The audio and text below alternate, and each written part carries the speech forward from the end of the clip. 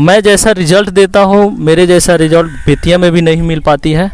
तो बहुत सारे ऐसे सवाल हैं जो हम सर से पूछेंगे। जी जी, गुड मॉर्निंग गुड मॉर्निंग। चलो आओ अंदर आओ। माँ का तबीयत जो है ना इतना ख़राब हो गया कि उनका जो मृत्यु का स्थिति आ गया ना। 11 बच्चे से मैंने स्टार्ट किया था, आज मेरे पास बच्चे 300-350 बच्चे हैं। शिक्षा का कोई मतलब नहीं जो जिसमें संस्कार ना हो। आपके लिए सर के नाम पे एक जोरदार ताली बजा दीजिए। ठीक है। जय हिंद दोस्तों, अभी हम पहुंचे हैं एक कोचिंग संस्था के पास, जो कोचिंग का नाम है ब्रिलियंट कोचिंग सेंटर। और ये कोचिंग संस्था चलती है जगन्नाथपुर में।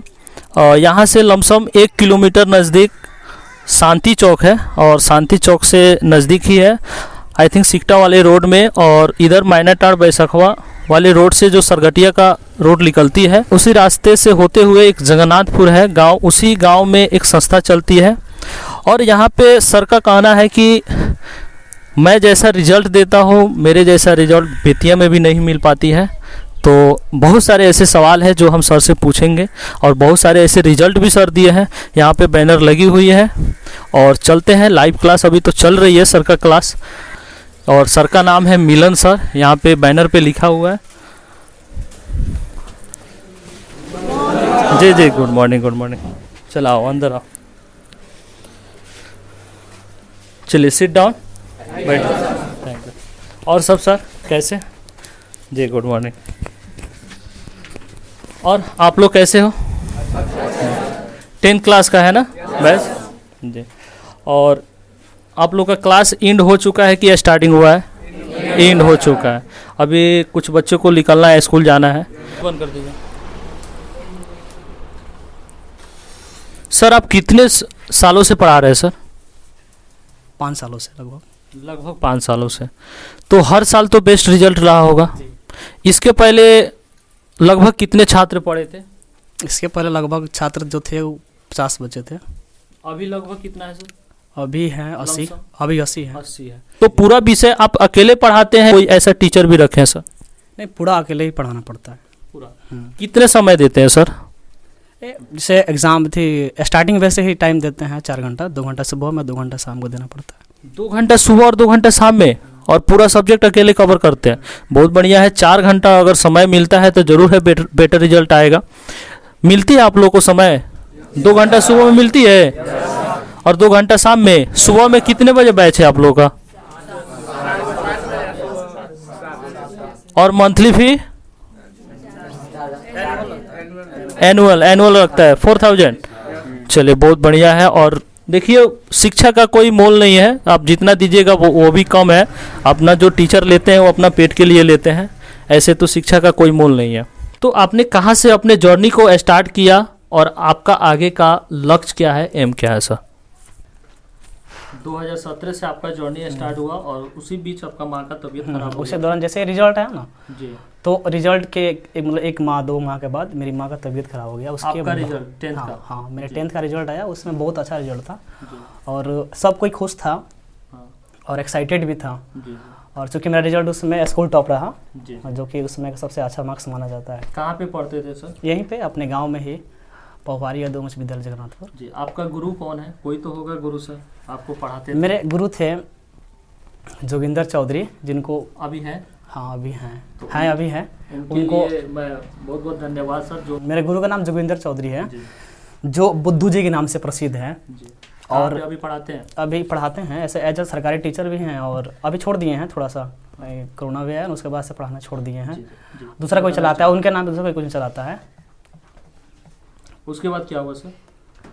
उसके बाद मेरी जर्नी स्टार्ट होती है। तो 2017 में जो है ना, जैसे मेरा मैट्रिक का रिजल्ट आता है, तो उसके बाद जो है मतलब सब कोई खुश था, और तैयारियां चल रही थी कि मुझे अच्छे किसी संस्था में भेज दिया जाए, बेतिया, मोतिहारी या पटना, दिल्ली। बेतिया जाने के लिए सोचा, तो मैं बेतिया गया। वहाँ पे लगभग मैंने 6 महीना पढ़ाई की। क्या चीज़ का तैयारी चल रहा था? वहाँ पे मैं कंपटीशन की तैयारी कर रहा था, आर्ट्स लेके, और कंपटीशन का तैयारी कर रहा था। और मुझे मेरा एम था कि मैं जाऊँ यूपीएससी में भी है, मैं यूपीएससी क्लियर करके एज ए कुछ सिविल सर्विस में जाना चाहता था।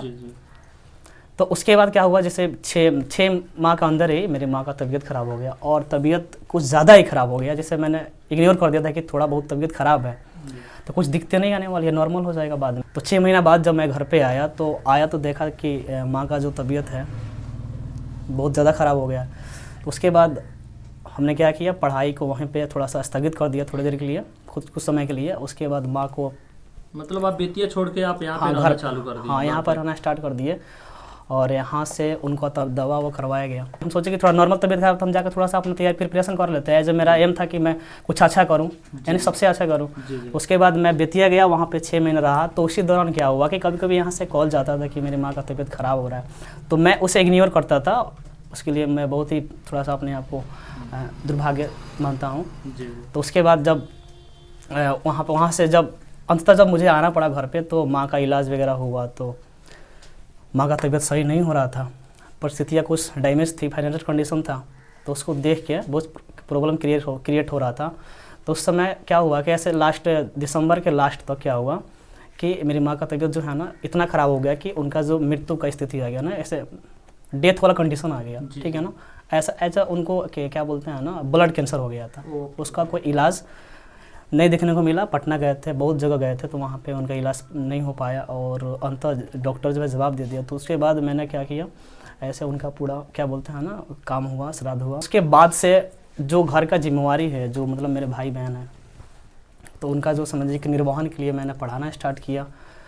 तो 17 के लास्ट से मैंने पढ़ाना स्टार्ट किया। उसके बाद मेरे पास बच्चे जो हैं लगभग 10-11 बच्चे थे और एज हम नए थे और मैट्रिक पास किए थे, तो कोई तो अपने बच्चे को नहीं भेज सकता है हमारे पास। एज मेरा रिजल्ट अच्छा है तो उसके बावजूद मतलब रिजल्ट अच्छा है ये थोड़े होता है। हाँ, ऐसा बहुत ही क्या नाजुक स्थिति थी उस समय। मेरे पास 10-11 बच्चे थे, ऐसे कैसे भी करके 10-11 बच्चे थे। वो भी बच्चे थे 7वीं-8वीं के, मतलब ऐसे 5वीं-7वीं-8वीं के बच्चे थे। तो उन्हें मैंने प्रिपरेशन कराया और प्रिपरेशन कराते कराते क्या हुआ कि वे बच्चे मतलब पूरा उनका बेसिक मैंने बनाया और बेसिक बनाते बनाते वे बच्चे मतलब इतने अच्छे हो गए, परफेक्ट हो गए पढ़ने में कि वे उनको देख के हमारे अंदर ये इच्छा जाहिर होने लगी कि बहुत अच्छा करेंगे, ठीक है। उसके बाद हाँ स्टार्ट किए, मतलब वही इंस्पिरेशन है, ठीक है। और साथ ही पढ़ाने का कुछ इंस्पिरेशन जो है मेरे गुरु से मिला है और मैंने अपने गुरु से बहुत कुछ सीखा है। उन्होंने मुझे पढ़ाने के साथ साथ त्याग भी सिखाया है, बहुत सारी चीज़ सिखाई है, हर एक परिस्थिति में संघर्ष करना सिखाया है। और हालांकि मेरी माँ मेरी जान थी और उन्हीं के चलते मैं यहाँ तक पहुँचा हूँ। तो उन्होंने कभी भी मुझे कभी मिसगाइड नहीं किया, कभी नहीं बोला। कितनी परिस्थितियाँ डाउन हुई, उन्होंने कभी भी ऐसा नहीं किया कि मैं अपने पढ़ाई को छोड़ सकूँ। तो एक तरफ से तो माँ का सपना था कि मेरा बच्चा पढ़े और दूसरी तरफ मेरे गुरुजी का मोटिवेशन था। 19 में जो रिजल्ट आया, फर्स्ट बैच में जो मेरा रिजल्ट था 382 नंबर था। उस समय का सबसे अच्छा नंबर था, मतलब जैसे गांव टॉप किया था मेरे यहाँ का बच्चा फर्स्ट। और जो सेकंड बैच था 20 वाला जो बैच था, उसमें मेरे यहाँ रिजल्ट आया 449, जो सिकटा प्रखंड का सबसे अच्छा रिजल्ट था।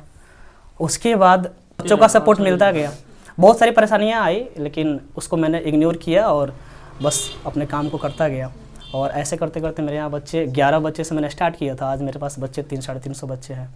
और रिजल्ट प्रत्येक साल मेरे यहाँ ये है कि रिजल्ट जो है एकदम प्रॉपर आता है। इसमें गार्जियन का भी, पेरेंट्स का भी योगदान है और हम अपने आप को बहुत ही सौभाग्यवान समझते हैं कि जिस क्या बोलते हैं ना, जिस उम्र में है उस उम्र में बच्चे और जो पेरेंट्स हैं हम पे बिलीव करते हैं और अपने बच्चों को यहाँ पे एजुकेट करने के लिए, पढ़ने के लिए भेजते हैं। और मैं उन्हें प्रॉपर गाइडेंस के साथ साथ, डिसिप्लिन के साथ साथ उन्हें बढ़िया से गाइड करता हूँ। देखिए, ऐसा मैं अपने आप को टीचर नहीं मानता हूँ, मैं अपने आप को एक स्टूडेंट मानता हूँ, एज अ सीनियर मानता हूँ। और मैं बच्चों को एक गुरु की तरह नहीं, एक स्टूडेंट की तरह बच्चों को क्या करता हूँ, मैं गाइड करता हूँ, ताकि बच्चे जो है ना उनकी जितनी कमियाँ हैं उनके बीच में रह के मैं उनके कमियों को निकालता हूँ और उन कमियों को सेटिस्फाई करता हूँ, जिससे बच्चे जो है ना अच्छा से अच्छा करते हैं। इतना दर्दनाक कहानी है सर का। अब जब ये सुना रहे थे तो थोड़ा बहुत तो मैं भी भावुक हो गया था। बहुत दर्दनाक कहानी है कि अपना जर्नी यहाँ से आपने सर स्टार्ट किए और उस टाइम में मुझे पता है इतना सारे सर, मतलब ये चीज़ तो सर बताएं, लेकिन जहाँ तक है इनसे थोड़ा सा तजुर्बा मेरा ज़्यादा है और ज़्यादा दिन से मैं भी इस फील्ड से हूँ। मुझे पता है कि एक देहात का टीचर जैसे पढ़ाना स्टार्ट करता है, अगर कुछ मजबूरी के कारण हो या शौक से करे, अगर 10th क्लास में हो या 11th में हो, अगर फर्स्ट बार स्टार्ट करता है गांव में ना, जाहिर से बात है खुद उसके अगल बगल के बच्चे या उसके गांव के बच्चे उसके पास नहीं पढ़ते। ये ऐसा हुआ होगा सर? होता जो के लिए सर के नाम पे एक जोरदार ताली बजा देते। और आज भी सर का बहुत बेस्ट रिजल्ट आता है। और जहाँ तक आप मुझे जानते नहीं हैं, सर भी आज तक मुझे नहीं जानते थे, लेकिन सर को हम जाने कैसे, इनके एक लड़का मेरे पास रहता था मेरे गांव का, वो लड़का मुझे बताया कि सर आप बैसाखवा कोचिंग में कैसे इंटरव्यू ले रहे हैं, आपको तो एक कोचिंग छूट गया जो जगन्नाथपुर में चलता है, जो बैसाखवा में सबसे अधिक रिजल्ट, बैसाखवा से भी सबसे अधिक रिजल्ट देने वाले हैं और अच्छा पढ़ाने वाले भी हैं। तो हम जानते नहीं थे। उसके बाद में वो लड़का मुझे यूट्यूब चैनल दिखाया, तो वहाँ से हमने यहाँ इनको संपर्क किया, तब यहाँ तक हम सर के पास पहुँचे। तो सर कभी आपको इच्छा बनती है कि हम भी मतलब यहीं पे अब पढ़ाना स्टार्ट करेंगे, कि कुछ सोचते हैं कि हम थोड़ा चौक चौराहे पे जाएं? देखिए एजुकेशन जो है ना, एजुकेशन के लिए कहीं जाना नहीं पड़ता है। अगर पढ़ाने वाला मेरिट हो, एज हम अपनी बड़ाई नहीं कर रहे हैं, अगर एजुकेशन प्रॉपर मिले, बच्चों को प्रॉपर गाइडेंस मिले और बच्चों को डिसिप्लिन मिले, माहौल हो पढ़ाई का, तो बच्चे कहीं भी जा सकते हैं, कीचड़ में कमल खिल सकता है। तो यहाँ से मैंने 0 से स्टार्ट किया था। ये आप जो बंगला देख रहे हैं, बिल्डिंग देख रहे हैं, ऐसा ही थोड़ी था, ये एकदम नॉर्मल था। ऐसा था कि यहाँ ऐसा नहीं लगता कि पढ़ाई हो रहा है। बच्चे उस समय भी हमारे पास थे, लेकिन ऐसा ये प्रतीत नहीं होता था कि पढ़ाई यहाँ पे हो रहा है। एक मड़ई के जैसा, हाँ मड़ई जैसा था, गोटा के जैसा। हाँ, लेकिन धीरे धीरे प्रॉपर डेवलप होता गया और बच्चे आते गए। तो एजुकेशन अगर अच्छा हो, एकदम ए ग्रेड का एजुकेशन हो, बच्चे को डिसिप्लिन मिले, और जहाँ शिक्षा हो, संस्कार होना चाहिए। मतलब उस शिक्षा का कोई मतलब नहीं जो जिसमें संस्कार ना हो। अभी सर कहाँ से आपके पास बच्चे आते हैं? अभी कितना दूर से आते हैं? मान लीजिए ये देहात कस्बा में है, ये हम समझ गए, रिजल्ट भी बहुत बेटर दे रहे हैं। हाँ। तो कहाँ से बच्चे आपके पास आते हैं? अभी मेरे पास बच्चे अप्रॉक्सीमेटली लगभग इस कोचिंग से देखा जाए तो अप्रॉक्सीमेटली 5 किलोमीटर के इर्द गिर्द से आते हैं। जैसे कि लाइक दैट कह दिया जाए कि एक डरी हो गया, उधर भवानीपुर हो गया, इधर दोखी छापर हो गया, है ना, और इधर बिरेट हो गया। मतलब आसपास के बहुत बच्चे आते हैं। आसपास नहीं कह सकते हैं, 5 किलोमीटर दूर है, तो दूर से बच्चे हमारे पास पढ़ने के लिए आते हैं। और वे रिजल्ट के लिए आते हैं, और ऐसे तो बहुत सारे बच्चे रिजल्ट देख के आते हैं, लेकिन यहाँ आने के बाद उन्हें ऐसा लगता है कि हमें जो एजुकेट कर रहा है एज ए कोई टीचर नहीं है, हमारा बड़ा भाई है, एज ए मेरा सीनियर है। ऐसे उनकी कमियों को हम पकड़ के, मतलब हम जब पढ़ते थे तो हमको पता था, जब हम पढ़ते थे तो उस समय एज अ मेरे गुरु होते थे, तो वो क्या करते थे कि कभी कभी मुझे किसी क्वेश्चन को, मतलब होता है ना, बनाने के लिए देते थे, तो मैं बच्चों को, 1-2 बच्चों को बहुत बढ़िया एजुकेट करता था, बहुत बढ़िया बताता था। और उसके बाद उन्होंने मेरा पीठ थपथपाया और बोला कि मिलन तुम पढ़ा सकते हो। तो उसके बाद से मैंने ऐसा ही स्टार्ट किया। तो जैसा उस समय बच्चों को, मैं 1-2 बच्चों को पढ़ाता था, अपने क्लासमेटों को बोलता था, कुछ बताता, पढ़ाता नहीं था, कुछ बताता था। मुझे अच्छा लगता था बताने में मुझे अच्छा लगता था। जैसे उस समय बताता था ना, उस समय वैसा अभी बताता हूँ। मुझे कभी ऐसा फील नहीं हुआ कि मैं एक टीचर हूँ, मैं एक गुरु हूँ। टीचर का मेन उद्देश्य होता है डाउट को क्लियर करना। तो ये सारी बातें हैं, और बच्चों को देखिए, बच्चों को पढ़ना सिखा दिया जाए तो बच्चे बहुत अच्छा कर जाएंगे। बहुत बढ़िया सर। एक और लास्ट सवाल है सर, कार्य मिली है कि आप बोलते हैं कि मेरे पास जो रिजल्ट आती है वैसा रिजल्ट शायद बेतिया में भी नहीं मिल पाती है संस्था में, वैसा रिजल्ट हम देते हैं, और इस गांव देहात के कोचिंग में रह के और यहाँ पे गांव में पढ़ा के बेतिया से भी अच्छा रिजल्ट हम देते हैं। तो सर क्या सोच के आपने बोला सर?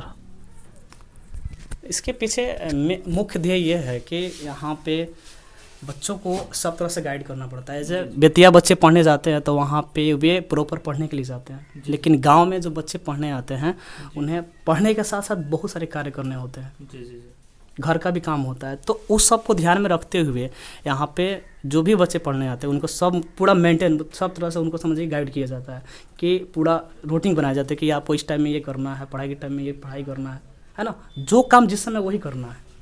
एक शेड्यूल बनाया जाता है और उसके अकॉर्डिंग बच्चे अपना प्रिपरेशन करते हैं, और प्रिपरेशन करके उन्हें गाइड किया जाता है और बहुत अच्छा करते हैं। और रही बात बेतिया की, तो बेतिया से कोई बेटर है यहाँ पे, क्योंकि यहाँ पे जो फ़ी है एकदम मिनिमम ली जाती है, जो जिसको सब कोई अफोर्ड कर सकता है, सब कोई दे सकता है। जैसे बेतिया में जो भी है फ़ी भी लगता है और बहुत सारा खर्चा भी है। तो वहाँ का जिस देखा जाए तो आप देखते हैं प्रीवियस ईयर का, देखते हैं जो भी रिजल्ट है बेतिया का, तो उससे बेटर माना जाएगा अपना कोचिंग का रिजल्ट, और ऐसे एज अ देहात साइड का रिजल्ट बढ़िया माना जाएगा। क्योंकि बेतिया में जो है ना, ये भी होता है कि टीचर जो है ना, किसी क्रिटिसाइज़ नहीं कर रहे, किसी की आलोचना नहीं कर रहे हैं। बेतिया में अगर बच्चा पढ़ता है तो वो 200-300 बच्चों के बीच में पढ़ता है, उसको प्रॉपर गाइडेंस नहीं मिलता, वो कब आया नहीं है उससे कोई मतलब नहीं। टीचर को बस टीचर को अपना लेक्चर देना है। टीचर पढ़ाने में कोई दिक्कत नहीं है, बहुत बढ़िया पढ़ा देते हैं, लेकिन एक प्रॉपर गाइडेंस मिलना चाहिए। तो ऐसा देखा जाए तो जो ऑफलाइन है वहाँ पे ऑनलाइन की तरह हो गया, जिसमें प्रॉपर गाइडेंस बच्चों को नहीं मिल पाता है। लेकिन यहाँ पे ऑफलाइन का मुख्य उद्देश्य क्या होता है कि बच्चों को प्रॉपर गाइडेंस मिले, बच्चों को समझिए कि टीचर से ऐसे वार्तालाप हो और बच्चे का जो भी होमवर्क हो उसको बढ़िया से क्लियर किया जाए, उसको बढ़िया से मुझे बताया जाए। आप लोगों का कुछ क्वेश्चन है, कुछ ऐसे क्वेश्चन आप पूछना चाहते हो? बबी आप लोग का कुछ, आप लोग का ऐसे क्वेश्चन आप पढ़ाई से रिलेटेड हो या कुछ ऐसे प्रॉब्लम हो, वैसा आप शेयर कर सकते हैं। समझिए कि मैं ही आपके सामने भैया बैठा हूँ, पूछिए। भाई हैं, ये भी हमारे दोस्त ही जैसे होंगे। ऐसे कुछ जैसे सर से आप बात करते हैं सेम टू सेम मेरे से भी पूछ सकते हैं। वो क्वेश्चन मेरे से नहीं पूछेंगे तो आप डायरेक्ट सर से पूछिए, सर जवाब देंगे, कुछ हम जवाब देंगे साथ में। आप बोल सकते, पूछ सकते हैं।